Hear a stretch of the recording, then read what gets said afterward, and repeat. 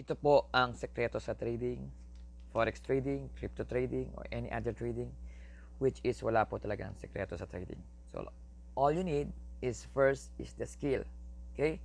So, it will take maybe months or years for you in order to observe.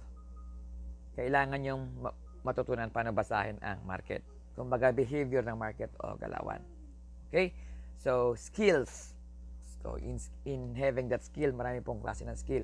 Kailangan nyo maaral yung plotting, magbasa ng chart, technical analysis, and all. Okay?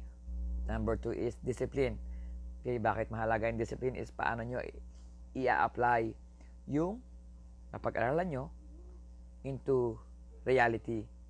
Kung kailan nyo ipapasok yung pera nyo or kailan kayo mag-entry ng certain amount of your money, okay, and kailan din kayo lalabas when you have profited an amount or certain amount of money that you risk, and kailan nyo ikakat yung risk or yung losses nyo na nirisk nyo. Okay? So, yun lang yung mahalaga. Kaya mahal din mag-aral ng trading kasi yung time nyo, pinapalit nyo sa profit with a certain amount of money that you have.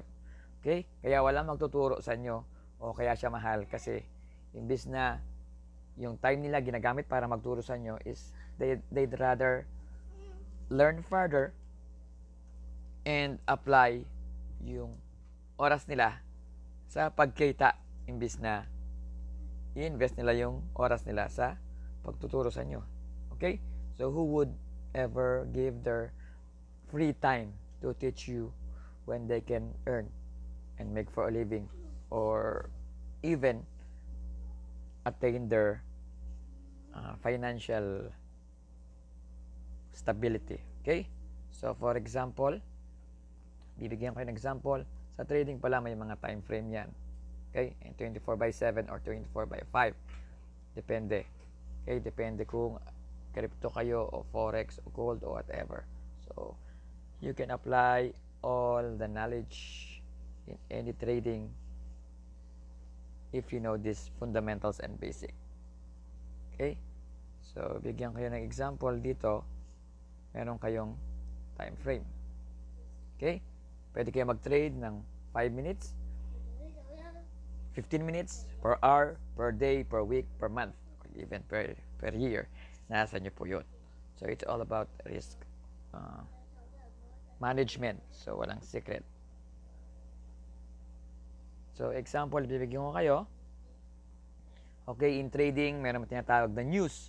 News is the one, kung positive yung news, nagiging pataas yung value ng certain currency or crypto. Pag naman negative yung news, of course, nagsasell yung mga tao. It's all about supply and demand. So, let's say, ito yung day chart. Sa day chart kayo nagkitrade. Pakita ko lang sa inyo. Kaya na kayo pasok, kaya na labas. Okay? So, kung titignan nyo rito is yung general o overall is pataas. Okay? Sabihin, pataas yung value ng certain ginto. Okay? So, dito tumaas. Although mababa siya dito, pero pataas siya. Ano yung general behavior? Okay, pataas, baba, taas, baba, taas. Okay, so, ibig sabihin, yung forecast and probability is pataas. So, kailan kayo papasok? Aalamin nyo, ito yung aalamin nyo dito kung kailan kayo papasok.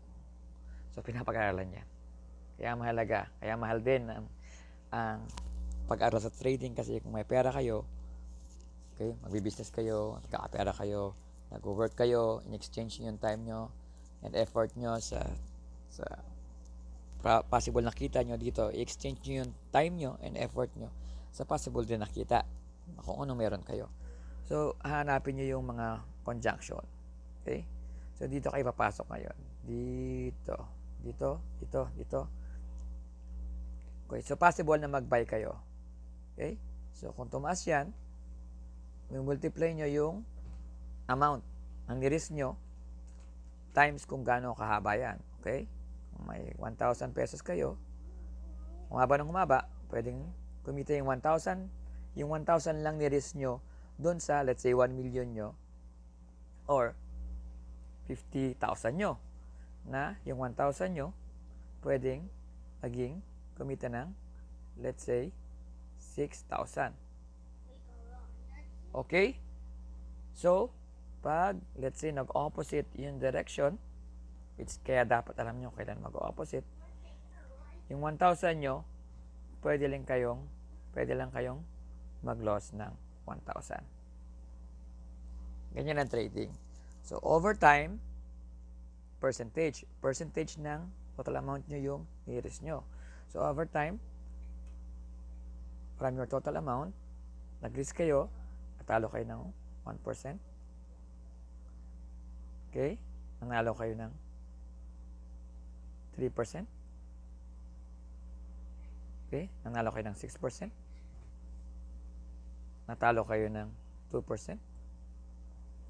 So, may plan kayo.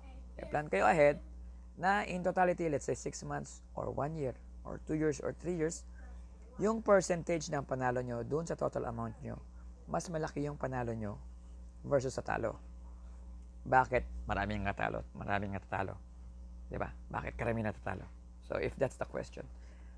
Actually, sa buong mundo, 10% lang yung nanalo. Why?